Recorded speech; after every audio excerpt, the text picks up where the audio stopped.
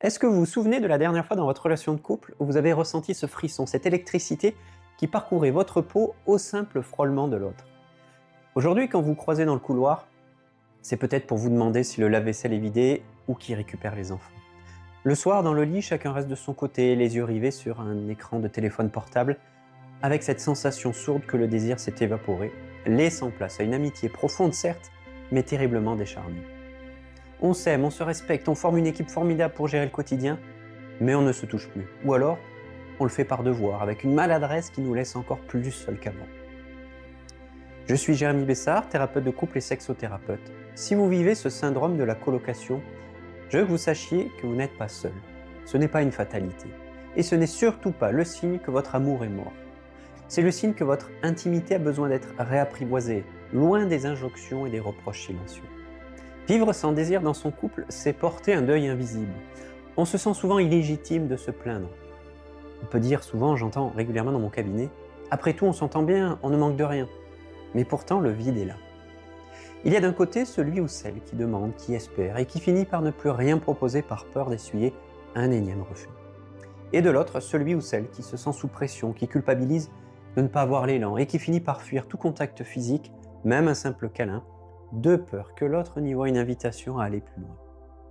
Cette dynamique crée un fossé. On devient des partenaires de logistique, des experts du faire. Mais on en a oublié comment être ensemble. Je valide cette douleur. Elle est le cri de votre besoin de lien. Marc et Émilie s'aiment depuis 12 ans.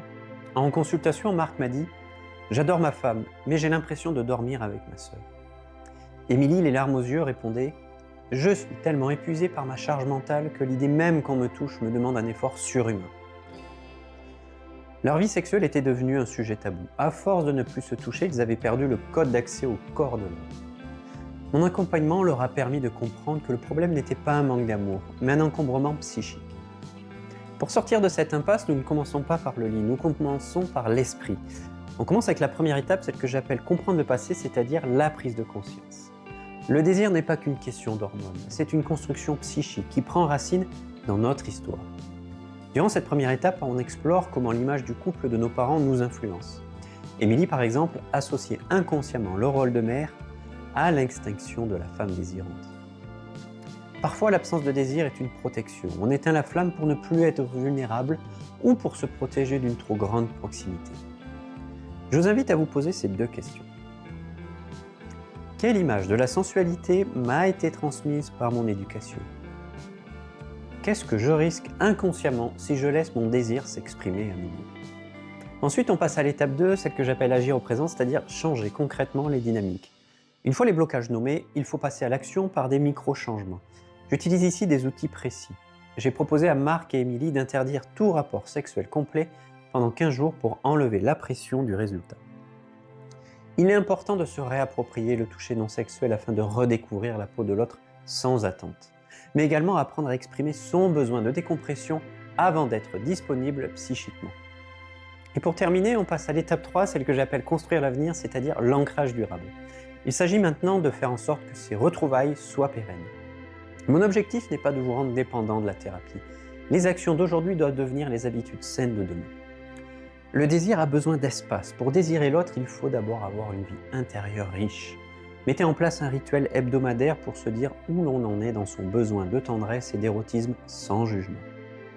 Sortir du syndrome de la colocation demande un immense courage, celui de dire « tu me manques » au lieu de « tu n'as jamais envie ». C'est accepter d'enlever l'armure de la logistique pour montrer la fragilité du cœur. Votre couple est un organisme vivant. Si vous traversez un hiver, ne perdez pas espoir. La chaleur revient dès lors qu'on accepte de rallumer la mèche de la communication sincère. Faire ce premier pas, c'est déjà cesser d'être des colocataires pour redevenir des amants. Le désir de changement est là, mais je sais qu'il s'accompagne souvent d'hésitations.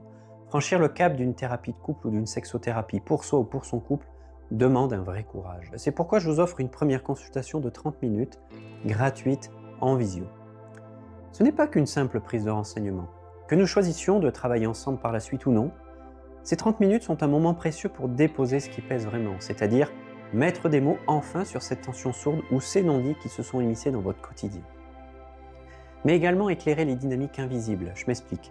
Nous allons doucement explorer ce qui se joue sous la surface de vos conflits ou de votre distance. Et ensuite, sentir si mon accompagnement résonne en vous, c'est-à-dire échanger sur la manière dont je peux vous guider, que ce soit en couple ou en individuel, à mon cabinet ou en visio.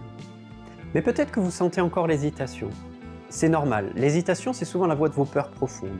Mais si on l'écoute trop, on reste paralysé dans une situation qui, elle, ne fait qu'empirer.